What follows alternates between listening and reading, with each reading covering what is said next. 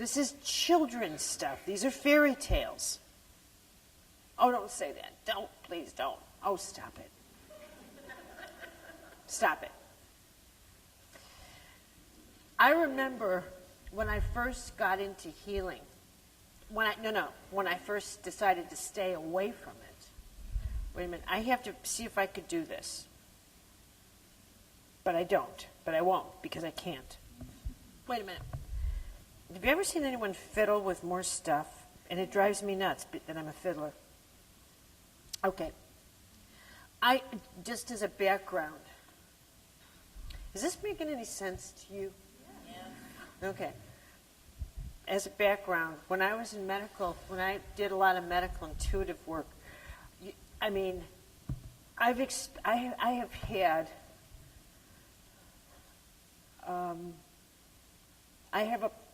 let me be clear and say that I have a deep and inner faith, or I wouldn't be doing what I'm doing.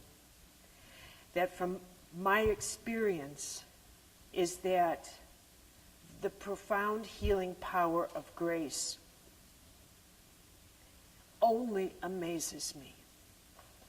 That there is nothing, I believe, cannot be healed in, from the speed of light to the course of however long it takes.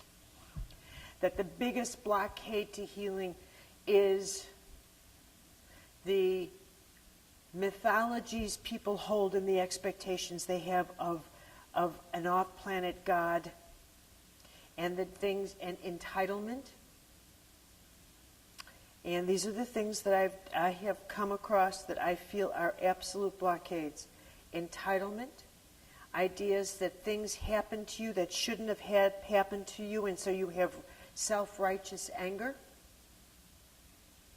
And your need to punish others for hurting you, and you will not relinquish that.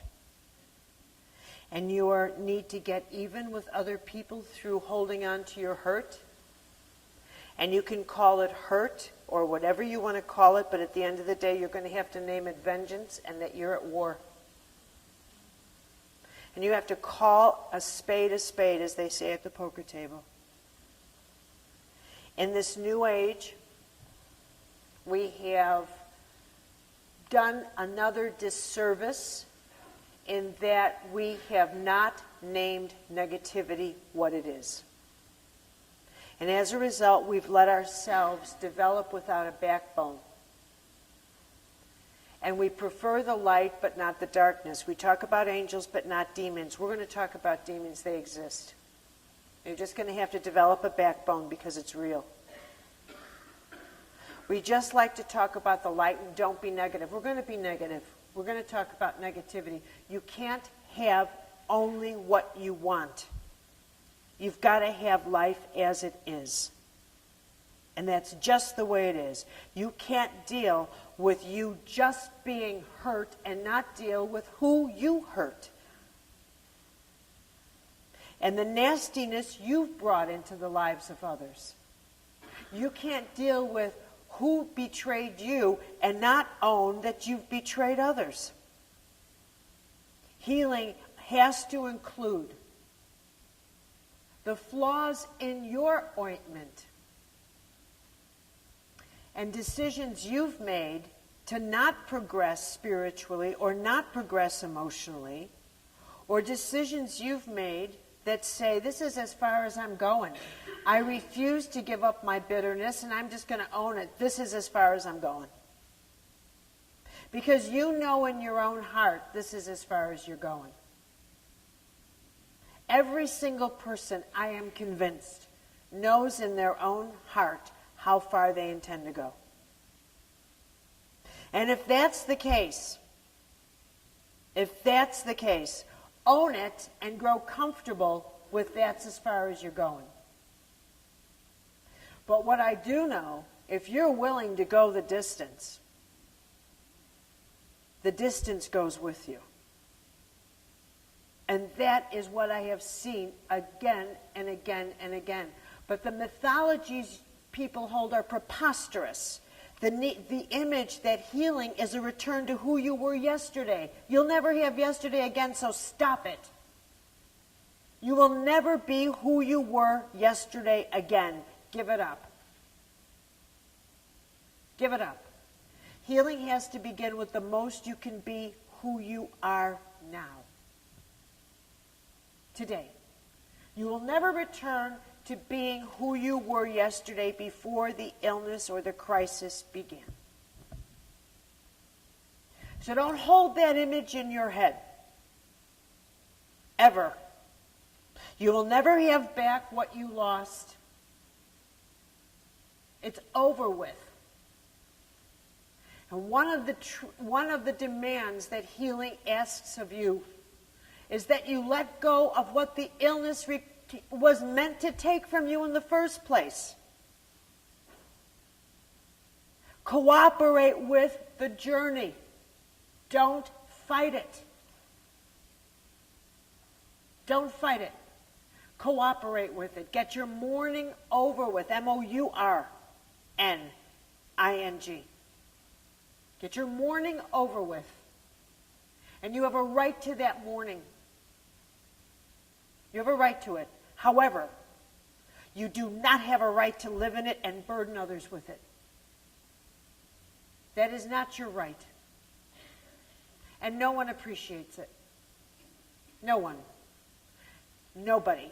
Everybody has pain, and yours is no greater than anybody else's.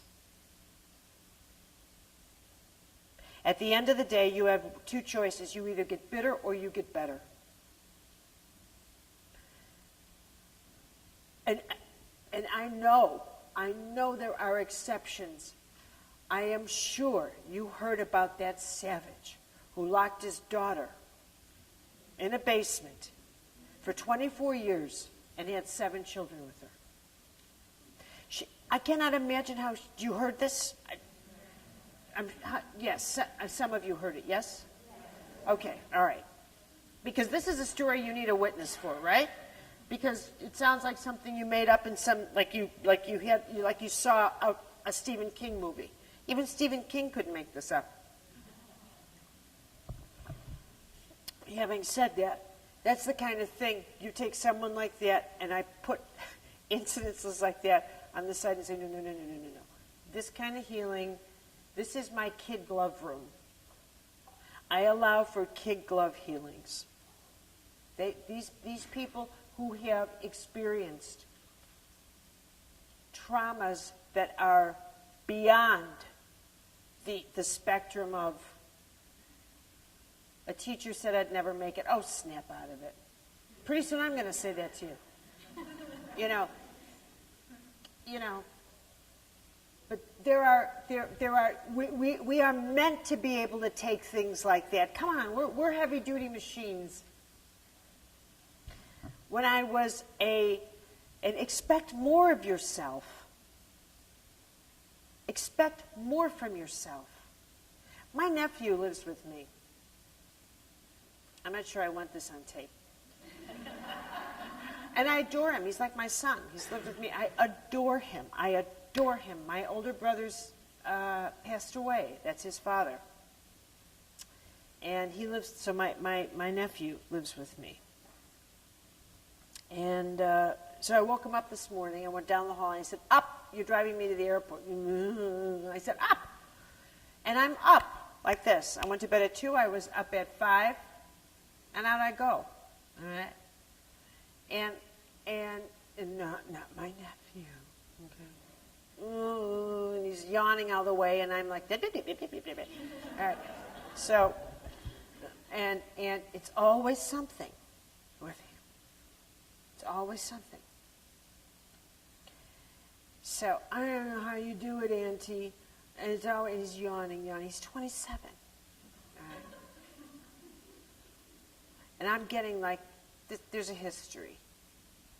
It's always this. It's always ADD. It's always this. It's always that. I've got to have something. At 9:30, still in BED. Am I unhappy? I've gone to and from the gym. I got the coffee made. He's still in bed. All right. So, I'm like getting fried over this. So, I said to him, here's the simple truth. I expect more out of my body, my mind, and my spirit, and it delivers. You don't. You expect less, and it delivers. I expect more, and it delivers. And I said, to sum up, you're a wuss. I said, I'm not. I said, and I'm sorry. That's the bottom line, and it's the truth. I said, you're full of excuses. I never use them. I said, they irritate me. I said, so, that's it. That's not fair. I said, yeah, it is. I said, yeah, it is. Yeah, it is. I said, I'm afraid it is. I said, I wouldn't want to be on the receiving end of what I'm about to say to you. And I said, but I say this with all love because I've lived with you now and I have been silent for 12 months because I felt it would take me 12 months to assess your patterns. And I have been with, I said, and I have not said a thing out of fairness and love for 12 months. I said, that's fair. I watched you through 4 seasons. And now what I have to say to you is fair. I said, and it's not coming from yelling. It's coming from balance. And I began to give him my feedback. I said, I have just begun. But I said, believe me, it's fair. But it's going to pinch, and I would not want to be on the receiving end of this. And then we got to our airport, and he's like this. I said, I woke you up, didn't I? I said, see? See how simple it is to wake up on 4 hours sleep? I said, I'll see you Sunday. I said, okay, this is what's true. In the 80s, when I was doing, first got into the healing work, there was an attitude. This is part of the phenomenon of a new era. One of the perceptions that dropped in. So I'll draw this. I don't even know what I'm drawing. But I need to illustrate. I need to illustrate something to make a significance. So I don't even know how to draw this. So let's just say that, oh, stop. I've never drawn this before. Here's a, okay, let me do it this way. So let's just say this is the beginning of a new era. And the point about the new era is that it's a different, I don't like this word. I can't stand this word, but I have to use it because the vocabulary for the time that we're living in has yet to be created. It's getting created, so we have words like networker and computer technician. All of these are energy vocabulary.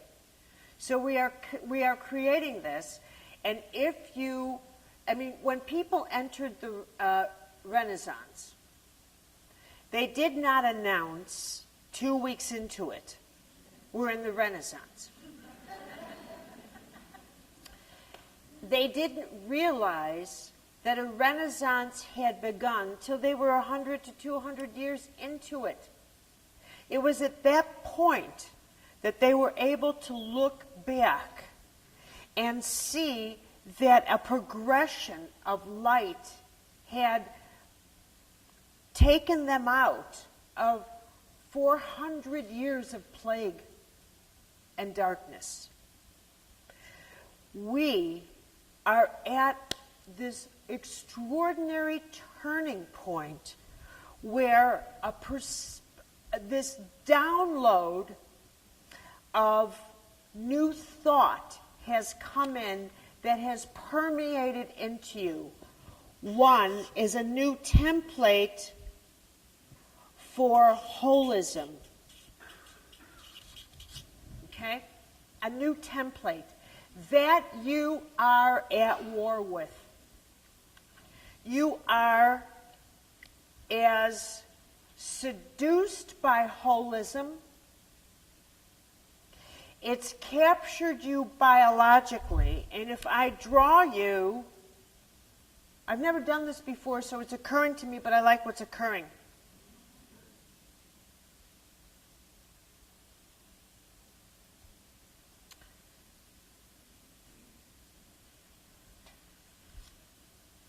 Here, I'm going to draw you this way. Stop.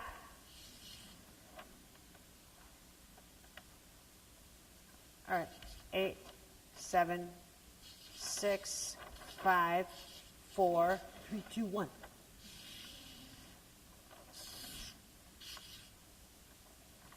This is an hourglass, and it's you. 3, 2, 1. Okay? This is your chakras. Okay? When you get a download of an idea, it pops in, grace pops in here, and it begins to incarnate. This is true whether the idea is go to dinner, you're hungry, or whether the idea is something genius and creative, do a painting. Whether, like when I wrote a turning point book for me, which was Invisible Acts of Power, that book changed my life.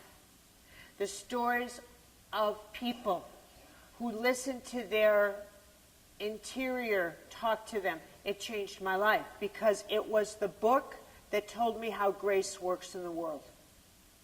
The stories that people shared with me was the first time that I actually saw how powerful grace worked and how it works in the world.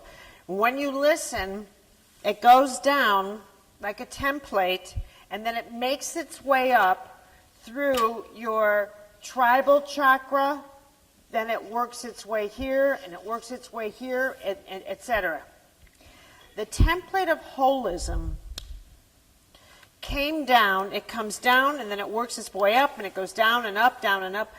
The template of holism came in the 60s, 50s, 60s, and it triggered this idea, it triggered the hippie movement, it triggered the ideas, if you remember correctly, the idea that it was love and light and it was going to be a new era of the possibilities of what could be. Do you remember that? And there was a new age of light on the horizon, et cetera, et cetera, et cetera. All of that was the new age en potentia. Okay? It was yet to be tested. It was yet to be tested. We knew an infusion of light had come in. And it was, as it came down, it reshaped everybody. And it blew the doors off the culture in the 60s. It blew the doors off. It blew the doors off religion. It blew the doors off civil rights. It blew the doors off the women's movement. It blew the doors off of everything. It blew the doors off.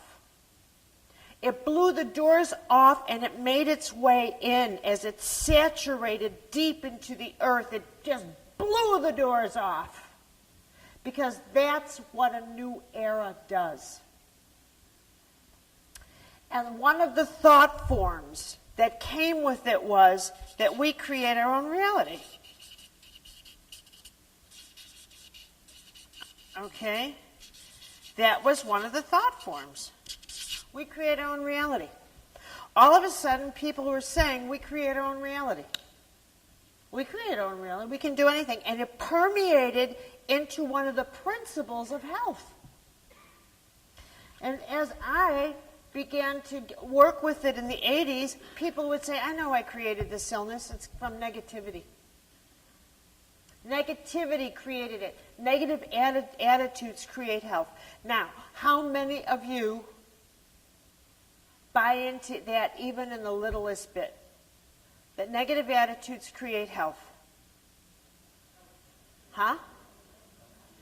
Huh? You don't or you do?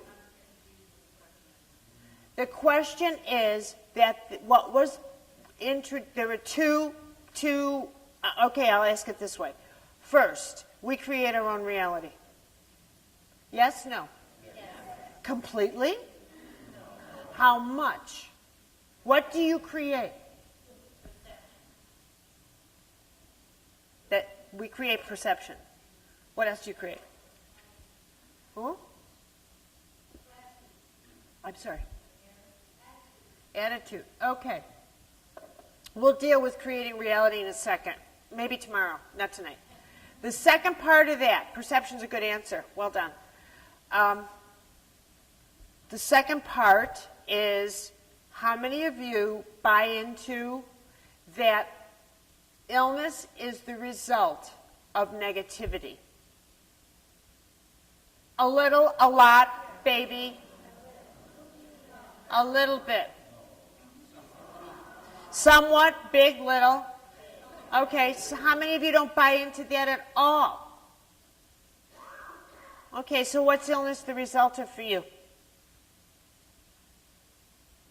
Yeah. Yeah.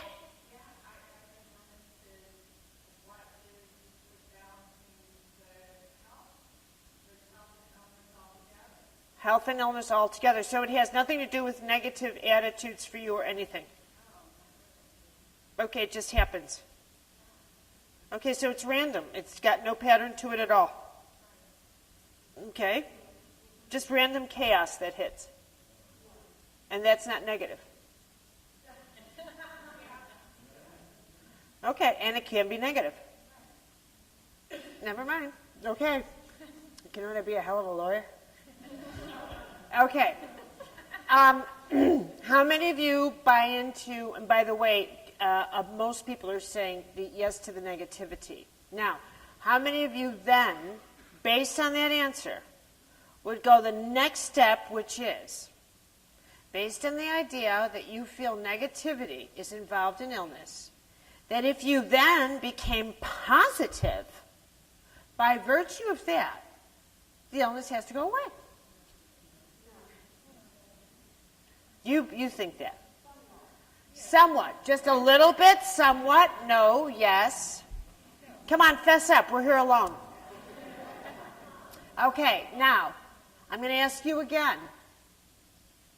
This time I'm not asking your logical mind. This time I'm asking your baby, superstitious, entitled mind. Now answer it.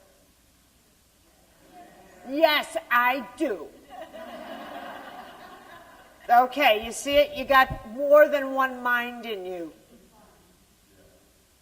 Okay, are you ready? You got more than one person in your body. You got your logical, sophisticated, I'm in public, answer it this way. And then there's the other part of you that's really driving the ship. Okay, there's the part of you that would say in therapy, I just can't let go, I'm so hurt. And then there's the part of you that says, I want to kill him. Which is really vengeance. It's not hurt, it's vengeance. Okay, you with me? And so the part of you that says, no, I actually believe that if I get rid of this, I should be rewarded with health. Because I'm such a good little girl and I've worked so hard. Anybody? Any takers on this one? Hands up. There you go. Okay, that's the big daddy God. That's the big daddy God. You've got to be Christian. At the end of the day, it doesn't leave your system. It's in your DNA. They did a good job. What can I tell you? They do a good job. They get you when you're young.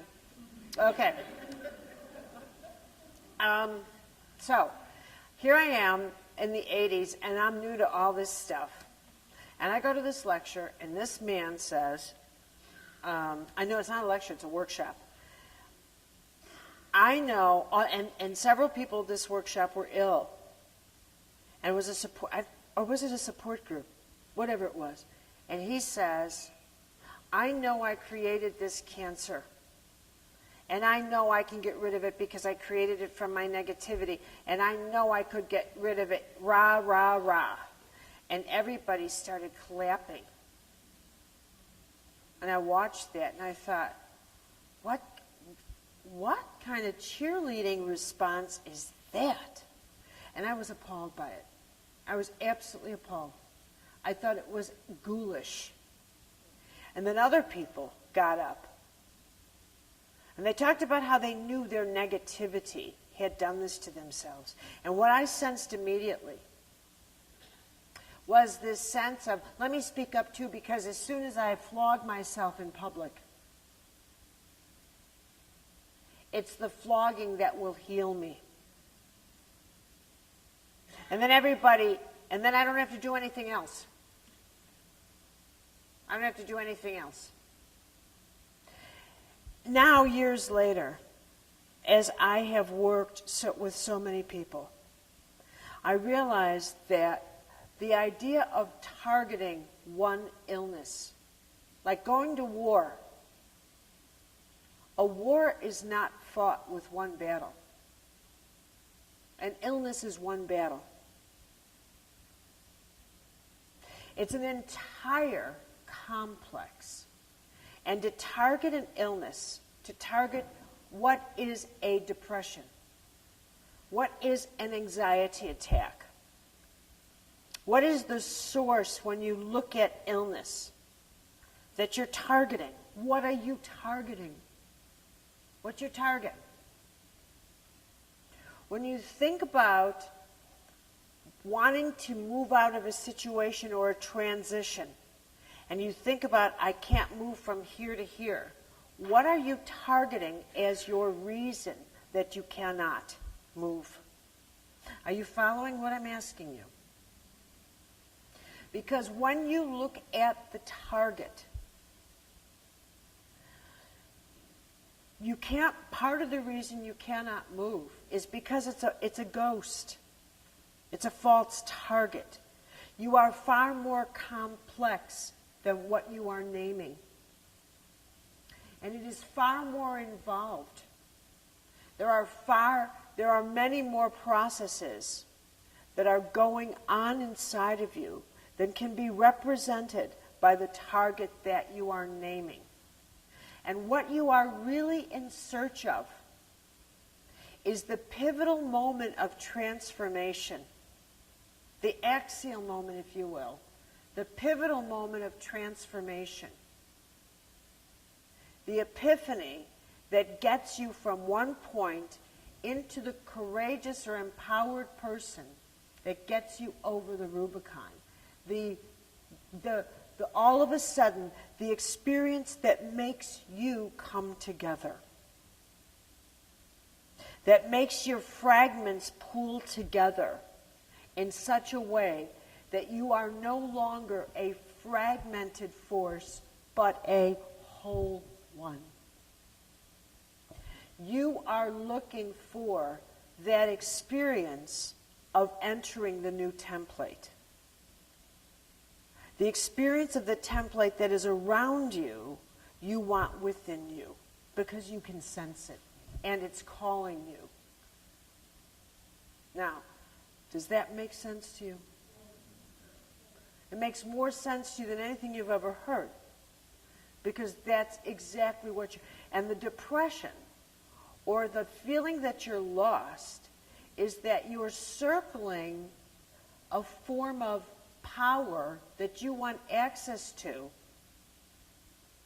that you can't see make come together in yourself. But you've been called by it, and it's like, and you want to work from that template of holism. You want to heal from the template of holism. It is fundamentally against your grain now to go to a doctor, for example, who says to you, like these horrendous, abusive commercials, I have this pill here, but don't tell your heart about it because it's going to make it sick. It's for your kidneys. It's going to blow out your liver. Your heart's going to stop beating and your left leg's going to fall out. But oh well. It's the best thing in the world for your... What were you taking this for? Your spleen. You don't need your spleen? Oh well. modern medicine. Take this, kill that. But the problem is, you now have a functioning template of holism in you that says something's wrong with that. Why would I take any medicine now or any health that would violate one part of my body to try and heal another? Something. What are you telling me? Why would I do that? What are you saying to me? You don't like that? Take this one. It'll knock you out. You won't feel a thing. You won't feel a thing. But it doesn't, just do it. Just do it. It'll make you feel better. I don't know what's wrong with you. In fact, nothing's wrong with you. You're hearing voices. Here, take this. You'll hear more voices. And besides which, some of them say good things. Right here, take those. Okay?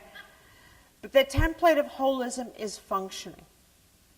And what you also sense is that as that template comes together and you start acting from, behaving from, functioning from a holistic template,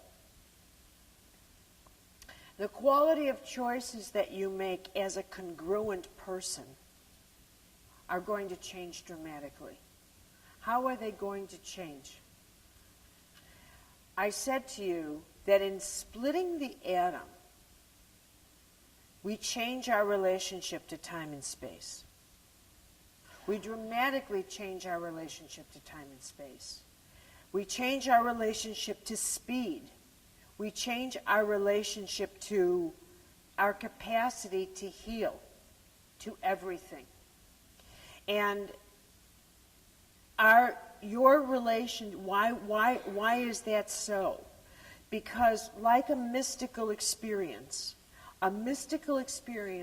causes you to be able to perceive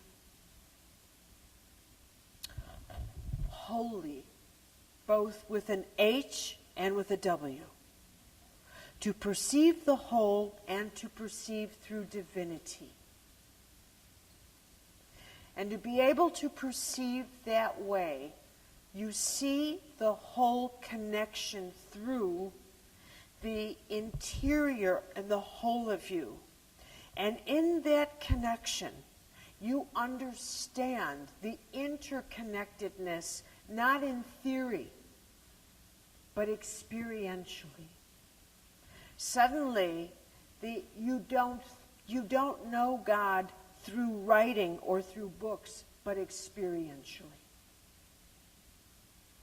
And you know God through the nature of God, through the force of God, through the power of God, and not because you grew up in a religious tradition and you have December 25th or Passover or Ramadan on your calendar. You know the force because the power is, as Teresa would say,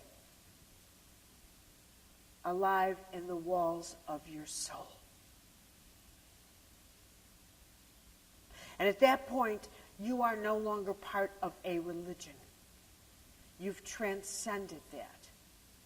And that whole sense of your being has become galactic in divinity, cosmic.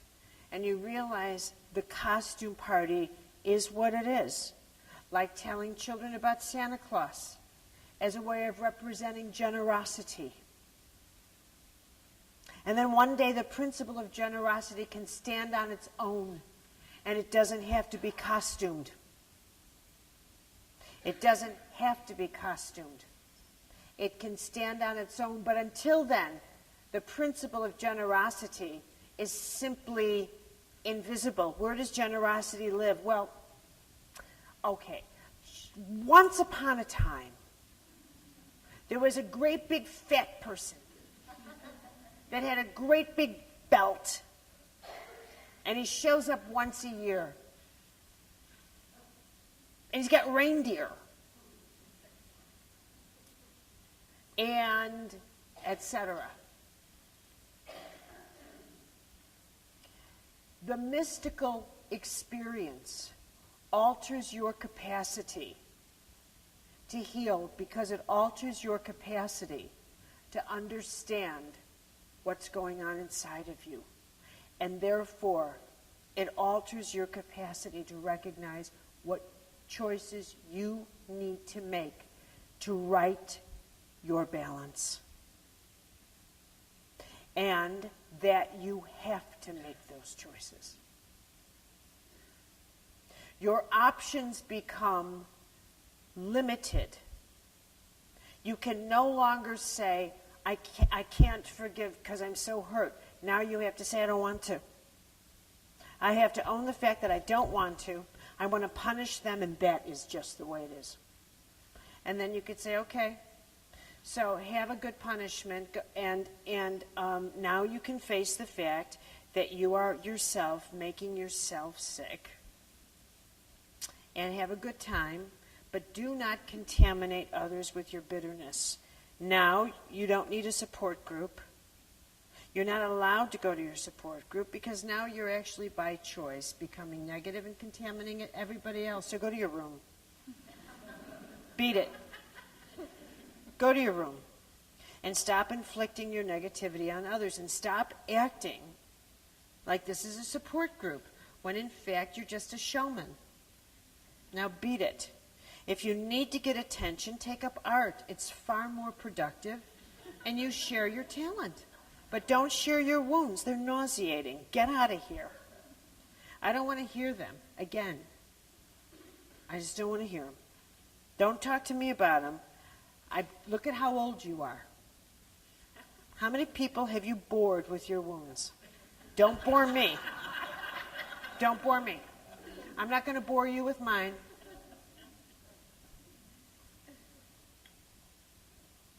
Talk about your power to each other this weekend. Talk about your talent. Talk about what's wondrous about your life. Talk about why you're glad you're alive. Talk about what makes your life good and not what's made your life horrible. See if goodness leaves a bad taste in your mouth. You think I'm kidding, don't you? And in fact, make it a pact this weekend. Don't talk about your history. If you start saying, well, you understand, everybody else gets to go.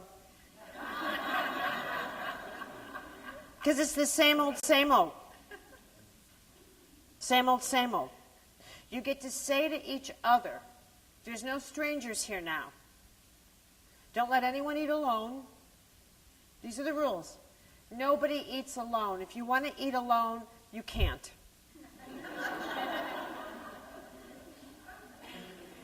This is about becoming a very warm and supportive and wondrous group. So this is a magical and enchanting and extraordinary weekend. Nobody eats alone. If you see anybody eating alone, you say, what are you doing? There are no barriers. Don't go with that social awkwardness. It's horrible to be alone in groups like this. So no one's allowed to leave anybody alone. You just look at someone and be just like me. Get over here. Number 2,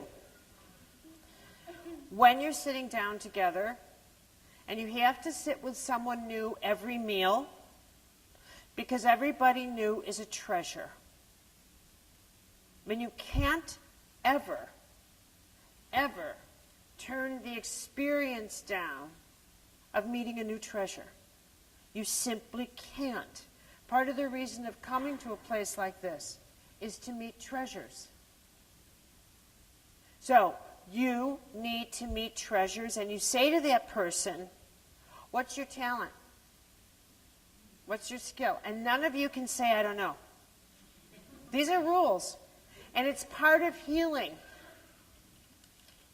It's part of healing. Because part of the power of grace is to be connected to what you're grateful for. in terms of who you are. So you get to say, these are my talents. This is what I'm good at. And you cannot say, I don't know. No, I don't knows are allowed. And then do we have the rules?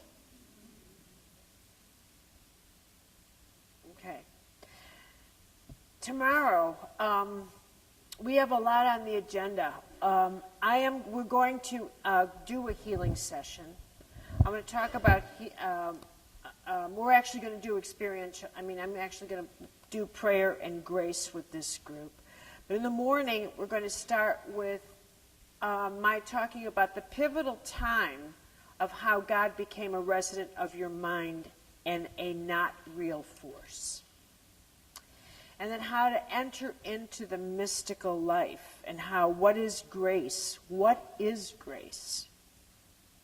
And how to move. Okay. How to engage with that. And what changes, what your life is like.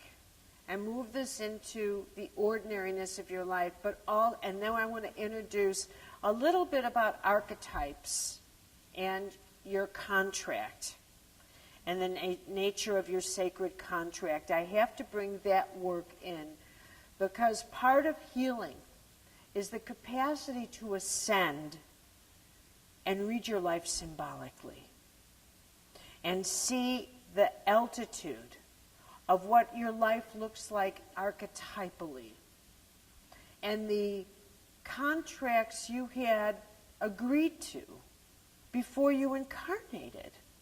You didn't fall from trees, spiritually speaking. You didn't fall from trees. And part of what is most extraordinary is to recognize that, I would never... I know it's late, but I don't care. But that there was a time, I always believed that life is not random, and that human beings, didn't just sort of, because life is too precious. It's too precious, but it's paradoxical to me. It's very, very paradoxical to me.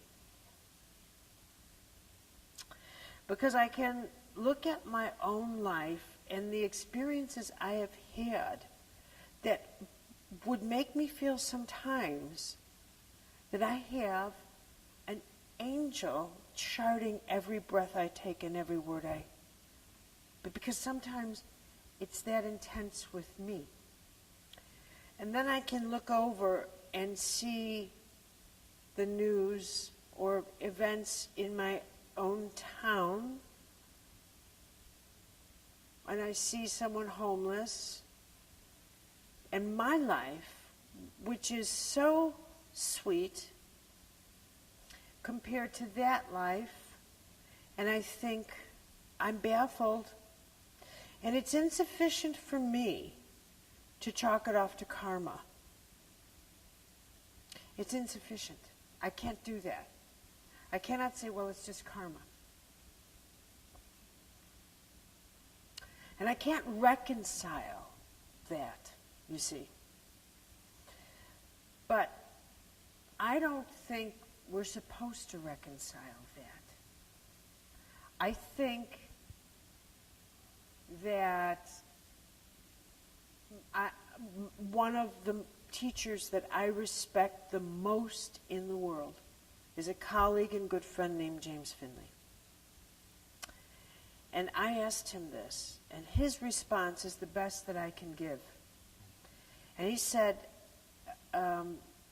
you're not supposed to reconcile that. And I give you this because you would have the same question about things in your life when you ask about, is there purpose in your life? And how can one great thing happen to you? Because surely one wondrous thing has happened to you.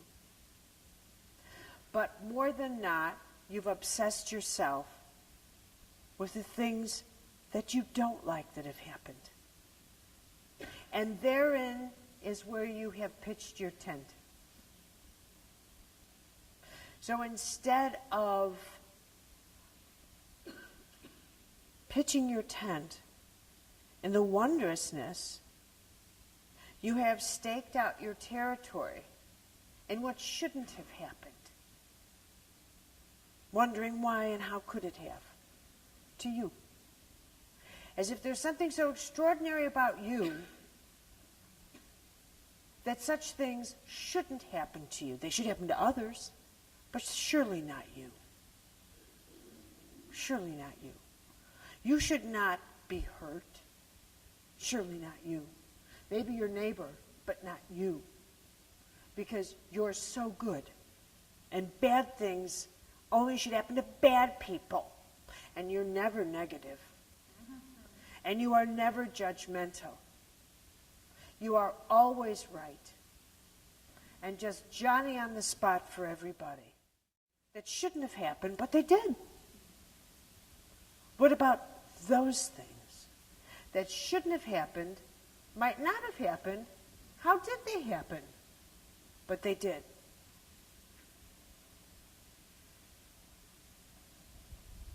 Okay, I'm going to read you a prayer. Something to think about, eh? Where do you pitch your tent?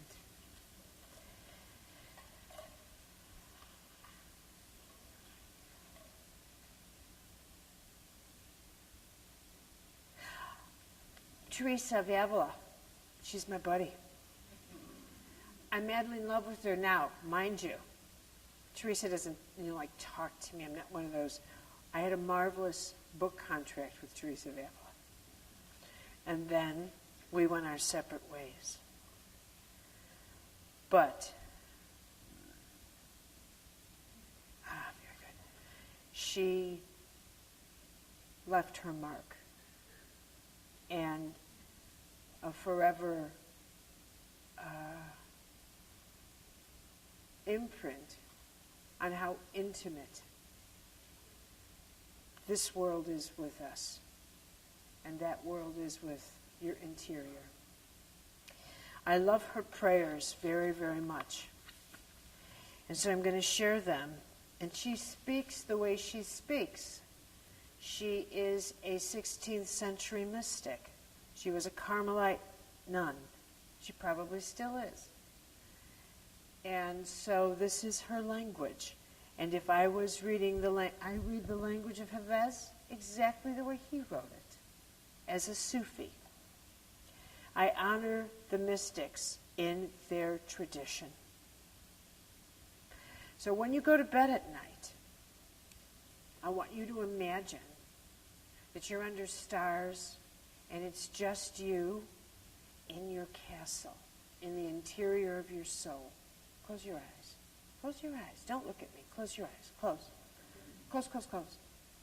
I want you to imagine that you're in an exquisite chapel behind your heart, and no one knows where you are but God. And there's a small window, and it's open, and there's a soft breeze with jasmine coming through. And you look out, and the sky is cluttered with a blanket of stars. And your prayer, let nothing, dear Lord, disturb the silence of this night. Let nothing make me afraid. Here in the dark, remind me that in order to speak to you and take delight in you, I have no need to go to heaven or speak in a loud voice.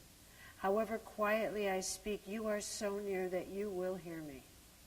I have no wings to go in search of you, but have only to understand that the quiet of this night is a place where I can be alone with you and look upon your presence with me.